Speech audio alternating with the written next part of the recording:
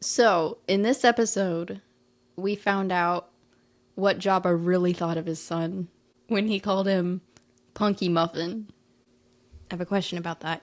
Is that his actual name, or does he have a name? Because obviously it's like a nickname, you know, like my little Punky Muffin.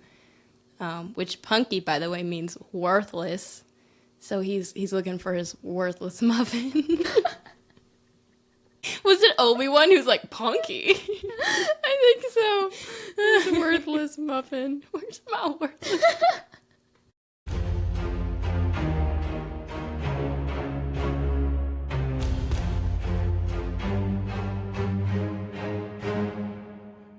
Hey everyone, welcome to Star Wars Old Republic Radio, The Clone Wars. I feel like how long has it been since we've been talking about this? Like 2 years. Or is it just one? When did the Bad Batch season 3 finish? Was that last year? Oh, holy cow. We're bad at this. I have no idea. It's been a while. I think it's been about a full year. It's been at least a year and a half. Oh, you're right. We announced it like March, January, February, somewhere early 2024, we announced we were going to start doing the Clone Wars Rewatch.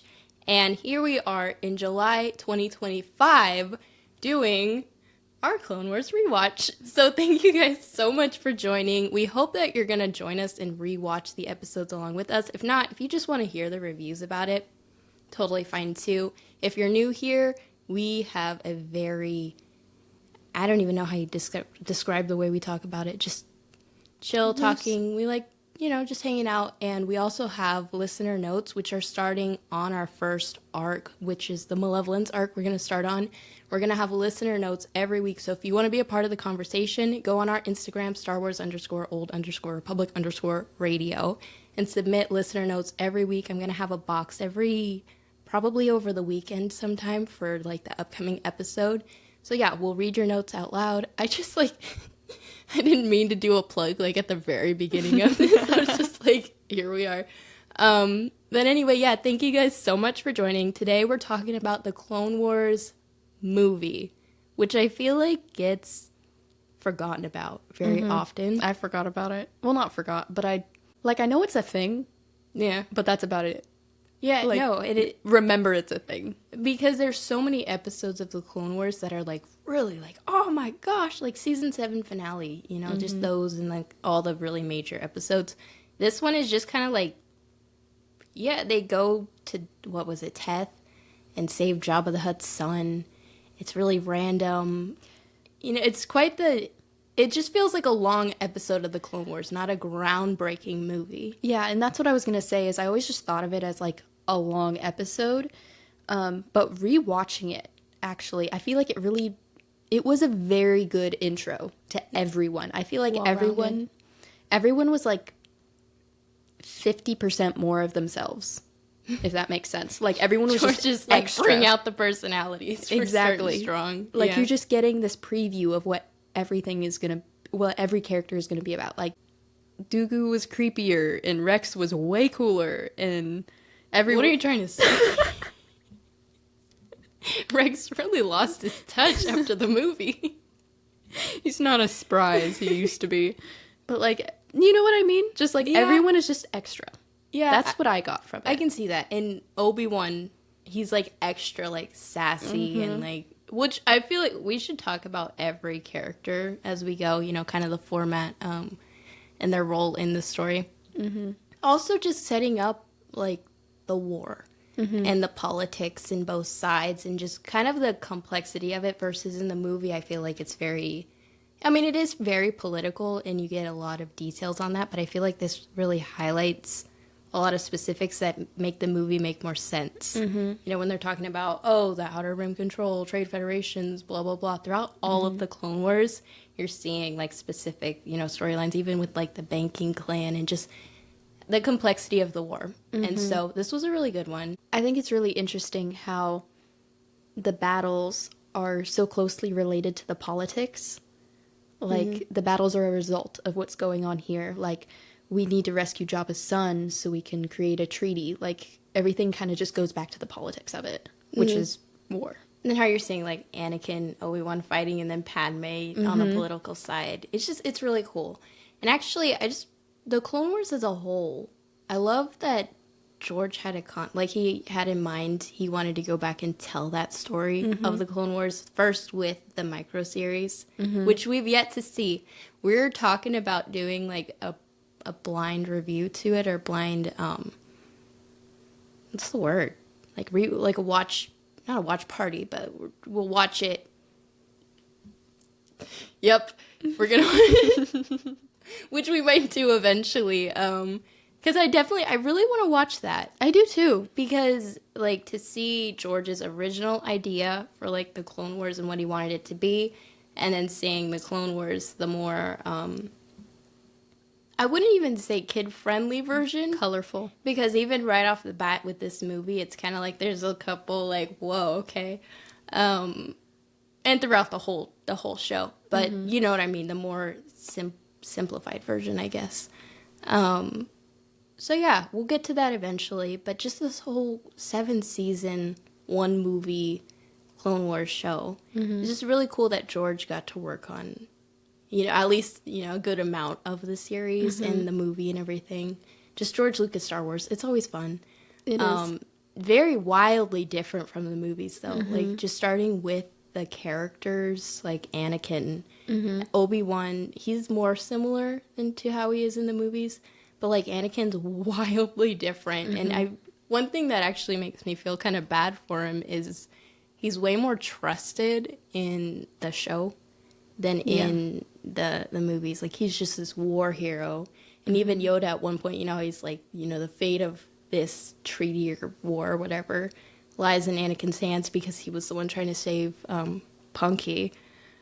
But just how sad it is for him to, like, be a part of this order and, have his people basically, and then they all just kind of, like, start distrusting him and using him to spy on Palpatine in the movie and things like that.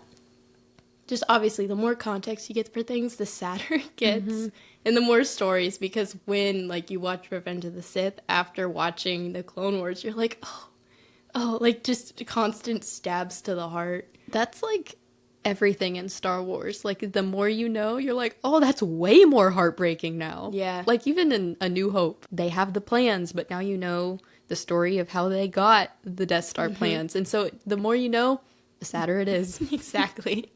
You're like, I didn't want to cry before, but I kind of do now. But yeah, it's really cool. More context. I mean, in some ways, because some things I like when I'm watching Star Wars for the first time, like not knowing everything and being... Actually, for the prequels, before I watched the Clone Wars, no context, I did not understand the politics. I was also like 10, so I wouldn't have anyway, but like watching the Clone Wars really just like lays it out really clearly. But yeah, this started really strong. The intro, you know how every Clone Wars episode has like the intro, war. What is it? A galaxy divided? Lies! Every day. No lies. But just things like that. This intro was, like, packed. You know the one scene where it's, like, Palpatine, and then, like, 2 of the Jedi, and then all the clones? It is just like, oh my gosh. Like, it was totally staged. Totally staged photo. It's just funny. But yeah, I like the opening battle a lot, actually. Which, again, I really like action and like just watching the details and all of it unfold. And obviously the animation is rough, pretty rough, but you kind of get used to it as you watch it, which I feel like that's why the Clone Wars, this movie, is kind of unpopular. It's just because it's bad all around. But I like the fight scene. I really liked the clones in the movie. Like, you can just see how they're soldiers and they know their duty and they know their mission and they do it really, really well, no matter the cost. You just see that over and over. Like, their mindset is just, we could die right now, but that's what this is. This is war. Yeah. In this one, they didn't really show a lot of their character, though. You know what I mean? Because it gets into it as the Clone Wars goes on. And so, like, in the first movie, you're not really even thinking about their personalities, except like Rex shows a little bit. Like you're like, oh, there's this one really cool clone who, you know, is like getting it done, and like he has a little spotlight. Commander Cody, I guess, has a little bit of a spotlight, but it's just kind of like they seem very dispensable and kind of like the droids, you know, how it's just like they're both fighting, they both got their armies built or created, and they just don't have much personality. So it's cool to see this from the beginning to like the episodes that we see later on in the Clone Wars, where you're like, wow, they actually have like a lot of personality. And so then when you watch this, it's kind of like sheds a different light on it. Yeah. Versus just with this one, with no other context, they just seem very easily disposable. Yeah. Yeah, I like it. Oddball has some personality. I know, he like panicked. That's what I love, actually, is like scenes like that where like he's getting chased and he's just like freaking out. It's like toward 3/4 into the movie. And Obi-Wan's just like, shut up, Oddball. Well, he doesn't say that. He just is like, calm down or something. He mentally said that. But I love how Oddball, he's just like, oh my gosh, they're behind me. And then he's like, oh, sorry. Sorry about that. That's what I love, is like George just did whatever he wanted. Yeah. Like with that, and then also the battle droids were way funnier I agree. in this one. I agree. Because even the one, like, it's simple things. Like, you know, when they first arrive on Teth and they're running, the droids are, like, shooting them and they just hide under the ridge. And you know how they look down? They're like, where did they go? Like, are you that stupid? Like, you can literally still see their feet or something. And then also like, fire out 1-1 whatever. Yeah, and then 1, he's 2, like, 5, right blah, blah. there. Yeah. Just little, it's not that funny. That's the thing, it's not that funny. But it kind of But it is. When you're watching, you're just like, huh. Like, it's just simple things. One part I actually really like is when they're still on the other planet, which later we see, you know, the Slick episode. So Clone Wars, they have them a little out of order, which we should talk about. That is, we're going to go in order of, like, release. Disney Plus timeline release order versus, like, chronological order for the episodes. Just because it's easier, and if we're going back in time a bit, we'll just, you know, acknowledge it. But That's yeah, when we watched it. exactly. That's how we watched it, and then you get to it, and you're like, oh wait, this was during like this time. It's easier than trying to like watch it here, skip, watch here, you know, whatever. We're big release order people. But anyway, when Obi-Wan and the General, you know, are like trying to settle terms and stuff for like, okay, we surrender, what's gonna happen, blah, blah, blah. Just Obi-Wan is so over the top, you know, which, like you said, the characters are like 50% extra in the movie. It's just like so like charismatic and like, do you have anything to drink? Oh, and the General's like, bring us something liquid to the to the droid. Like, I wouldn't trust that. No. We were watching the movie. I told Sierra, I'm like, something liquid doesn't sit right with me. No, that's that way too broad. He could go anywhere. He just finds a toilet or something. Just like, here we go. Anyway, that's where my brain went. I'm like, I don't trust the Separatist liquid. But anyway. Anyway.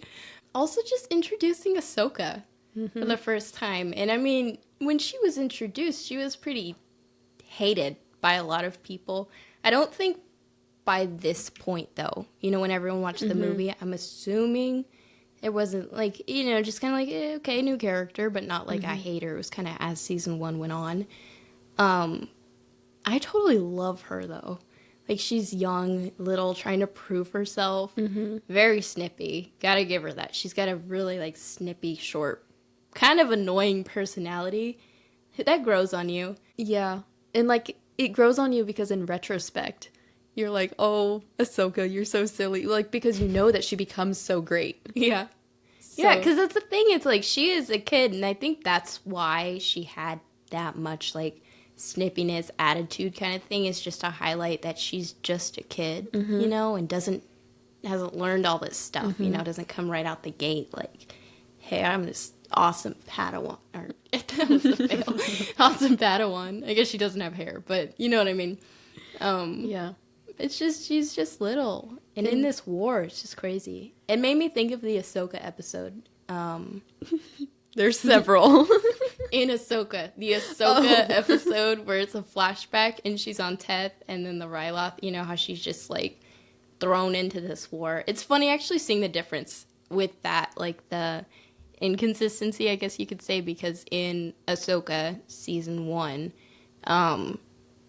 she's, like, very panicked, you know, as a kid, which I guess the way they did it was, it's a little, like, blurry, but I think it's adult Ahsoka in kid Ahsoka's body, who's like, this is the Clone Wars, and she just, like, you know, she doesn't have very fond memories of it, but then watching the Clone Wars with her as this kid, she's just, like, having a great time, you know, just like, hey, we're having a good time, this is a war, let's go kill some droids, so. And then still, though, in moments, you see her, like, this is harder than I thought it was going to be. Mm-hmm. So... But overall, a very positive outlook, which I think it's the thing is, like, being a kid, you're in this situation and you're like, okay, let's go with it. But then it's kind of, as she gets older in retrospect, it's like, I was a kid and they threw me in the middle of this battle with Anakin Skywalker, who's this, like, wildly unorthodox Jedi. It's really interesting. But I love that you actually get to really see Anakin on display with his, like, unorthodox methods. And throughout all the Clone Wars, every time he does something, you know, everyone's just like, no, Anakin, that's how he is, what can you do? But you really see that in this one, you know, just with, you know, everywhere he goes, they're all, like, highlighting, oh, Anakin must be over there because there's something blowing up, or, oh, Anakin's over here. If anyone can do it, it's Anakin. So it's just like, it's interesting to me because then by the time Revenge of the Sith comes around, everyone's like, oh, Anakin, we gotta keep an eye on that guy. You know, you're not very trustworthy. No rank of master for you. It's just like, no wonder he was so pissed in that movie. He's like, what happened? Y'all loved me in the Clone Wars. But anyway, yeah. Very different. I remember watching the Clone Wars for the first time. I think his character was the one I was the most like, that's not Anakin. Like, it took me a while to get used to Matt Lanter instead of Hayden because it's just so different. But now, like, I totally love him. And Matt Lanter, I think that helped is watching, we went through a phase where we watched all the panels. Yeah. Like the Clone Wars panels, and he was just funny. And I'm like, you know what, okay, you're growing on me. But now, I mean, I totally love him. I love how through basically the whole movie, it's Obi-Wan like, where's Anakin? Like the whole time, and he's just like he's one just step behind. Literally. I love how literally as soon as Obi-Wan gets to Teth, Anakin's like, bye. As soon as they finally make contact, Anakin's again like, can you help me? And he's like, okay. I got my own stuff to do. Yeah, it's funny. It's really developing a lot of, like, setting in stone the foundation of the relationship throughout the rest of the Clone Wars. And, like, it's going to be Anakin and Ahsoka who are just like, yeah, let's go. And then Obi-Wan with the broom, like, okay, basically. Here we go. You know, it's just like that. And then Rex is kind of like, he gets dragged in with the Anakin and Ahsoka crew and just like, let's go, buddies. So it is really funny. And, you know, there's a lot of fan art about that. You know, how it's just like Obi-Wan holding the leashes of Ahsoka and Anakin. So, I mean, it's really accurate. It's really cute. It is. I really like that about the Clone Wars. And then there's, like, you know, Obi-Wan takes on Ventress and things like that. Because, okay, it's Ventress fights Anakin first. Well, technically Ahsoka first. Takes her out. That's what I love. Actually, where Ventress is going to Ahsoka. I love that part. She just pins her down. No. She just, like, beats Ahsoka and is like, where's your master? And then he just, like, comes flying up. Like, it's just, Ventress must have been like, what the heck? Like, I've heard about this guy. And then he's wild. It's just classic, like, Anakin. You know, like, yeah, I'm riding a bug. And I love that he just runs into her, too, and, like, sends her flying. That's what I love about animation. It's just, like, who animated this? It's just funny. So, yeah, they're fighting, and then, you know, Anakin escapes by bug, and so it's just funny how it's just, like, it's so Anakin. And then there's Obi-Wan, who's, like, fighting Ventress later on and is just taunting her, you know? He Just was ruthless. getting on her nerves. He is literally so ruthless with the insults and stuff, snarky comments. But, you know how they're fighting and then Anakin, you know, gets away and he's like, you've lost. Anakin's gone, blah, blah, blah. And then she takes off, which I was thinking about that, actually. What was interesting to me and what stuck out was how when Obi-Wan was fighting Ventress, how she was the first to run. Like, she didn't finish the fight and like, oh, let me just take out Obi-Wan or whatever. They're pretty evenly matched. Mm-hmm. And so she takes off, but then later when Dooku and Anakin are fighting, like, Dooku didn't run. Mm-hmm. You know, Anakin was the one who took off to go try to save Ahsoka because he thought she was dying. But it was interesting to me, like, the master-apprentice, like, aspect of, like, Dooku and Asajj, how she's still kind of like that. Like, really ruthless, and, like, she'll come on pretty strong, but she's also, like, willing to run away, like, if need be. But Dooku's there, like, ready to, like, I'm going to stay and end this kind of a thing. Just interesting. Mm-hmm. Interesting things. Okay, I actually have a question for you. You know, in Revenge of the Sith, when Anakin is fighting Dooku, and he, you know, right before he kills him, he's like, my powers have doubled since the last time we met. How often in the Clone Wars did they come across each other, or was this the only time? That's what I was... How often did Anakin and Dooku come across each other, or was this the only time in, like, all of the Clone Wars that they, like, fought? That's what I thought. Because as soon as they started fighting, because you know how, like, Anakin never sees Grievous. Yeah, I was about to say that, yeah. I had thought that he didn't fight Dooku either. Since the Attack of the Clones, I mean. I almost said the Clone Wars. Which thing. Is true. But yeah, that was just one thing I was thinking, which I guess as we do the rewatch, we'll get that question answered. Mm-hmm. But I can't recall a specific moment that they ever, like, saw each other again since this. It's very random. Remember the time we fought on Tatooine? He was there, right, when Anakin got captured and Obi-Wan had to break him out in the beginning of that episode, and then Dooku just, like, went down the slide. Wait. Yeah, and Dooku captured. Yeah, Remember they were all tied together. Yeah, they see each other a lot. When was the last time they saw each other? Like, last week? Like, I was gonna say, you remember me a month ago? Yeah, double the power, like, or maybe they kind of forgot about that bit. Maybe. Oh, and then also we were talking about Jabba. Remember how Jabba told Anakin, like, take care of Count Dooku for me? Yeah. And Anakin was like, what did he say exactly? He's just like, we will, or something. So we were joking, we're like, in Revenge of the Sith, he's like, this is for Jabba! Stupid, but whatever. I mean, that's what I thought as soon as he's like, yeah, I will. It's like, he does. That's what's going on in Anakin's mind. He's like, oh yeah, here you go, Jabba. But yeah, it's just, that was something I was wondering, because I was thinking about the Grievous thing, with how they never saw each other. Which actually, you've heard the thing, I think I've told you how it's like, you know, he says the line, like, General Grievous, you're shorter than I expected. Mm-hmm. It's funny, because I heard someone say, like, it was probably Ahsoka who was describing Grievous to Anakin, because she's fought him, and being like, oh my gosh, he's so huge! And so in Anakin's mind, he's like, oh, there's this, like, this big, massive guy. Because, of course, Ahsoka would, like, talk it up, you know? He was giant, he had 4 arms! So for him to be like, you're shorter than I expected, is because, like, my Padawan was, you know, telling me about you, and that, you know, you're not all that, buddy. But anyway, so it's just funny. Little things like that to think of, like, details. I love them. Mm-hmm. Sometimes they're, like, funny like that, and sometimes they're really sad. Yeah. Like, don't go on, I feel like it's Pinterest. Mm-hmm. Don't go on Pinterest, because you'll have, like, these paragraphs that'll just break your heart about the Clone Wars. Like, did you notice blah, blah, blah? No, I didn't until you said it. Thanks. But anyway, yeah. And also Padmè. Mm-hmm. She, after watching the Clone Wars, is really when she became one of my favorite characters. She's probably in the top 4. Mm-hmm. Top 4. Maybe 3. I don't know.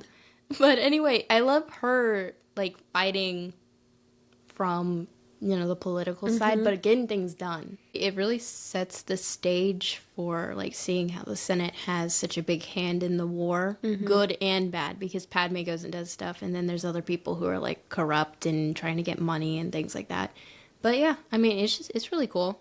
Yeah, it just goes to show how much Palpatine is in control, like, because he is the Senate. So, like, he's controlling the battles as well as, because, like, what happens to one affects the other, basically, like, on the battlefield and in the Senate. Yeah. And so he's just controlling both sides. Yeah. Dude, that's another thing that's crazy just with the Clone Wars as a whole, is, like, really seeing that and, come into play. So yeah, I mean, I'm excited. I can't wait for the very next arc. We're going to do the Malevolence arc. That's probably one of my favorite, actually. That's one of the best scenes in it with 3PO. Yeah, exactly. That's what I'm excited about talking about. So yeah, we'll definitely get into that. But I think that just about wraps up, this thing. We didn't really get into much like lore and stuff in this episode. It's just our intro. As we get further in, we're gonna get into some lore things, character dives, all of that fun stuff. But yeah, thank you guys so much for joining us for our first episode of the Clone Wars. It has been, again, a long time coming. And if you, again, want to do listener notes, go follow us on Instagram. We're going to be putting out the boxes every week before we talk about that episode over the weekend, either Saturday, Sunday. Once we get into it, there will be a specific day. It'll probably end up being Sundays that I'll put the box out. So you'll have a week to watch the episode. I mean, don't take up the full week to watch the episode, but you'll have the week to, find time to watch the episodes and then put in the notes, and then we'll talk about it that week on the podcast. We might end up doubling up on arcs and like doing 2 episodes a week. So keep an eye out for that as well. We have a Patreon. We just started it. And thank you guys. I want to say thank you to all of you who have already subscribed. We appreciate you so freaking much. Because at first I started out, I was like, I don't know if anyone's going to do it, but we're gonna see. And I was so surprised. So thank you guys. We appreciate you so much. We're putting bonus content on there. It's gonna be like behind the scenes, like the setup of the podcast, whatever early announcements. We're gonna do polls for bonus episodes in the future. So if you want to like vote on episode topics and things like that. But yeah, I'm gonna start putting out like clips, I guess, that didn't make the podcast, things like that. It's a lot of fun stuff. And it supports the podcast as well, getting equipment and things and time, because this takes a lot of time. But yeah, just things like that. We appreciate you guys so much. We're still, it's been a good, like, almost year that we've been on break, and now we're off. And so now we're just, like, we're starting with a lot of things, and I'm super excited about it. So be sure to subscribe to our YouTube as well. If you're watching on YouTube, love you guys. But if you're listening, go follow us on YouTube, because we are doing all kinds of videos, more than just the podcast episodes, coming up really soon. We're actually, right after this, we're going to do another video. It's going to be super fun. So be sure, again, follow us on YouTube. Until next time, I have spoken. Yep, nub.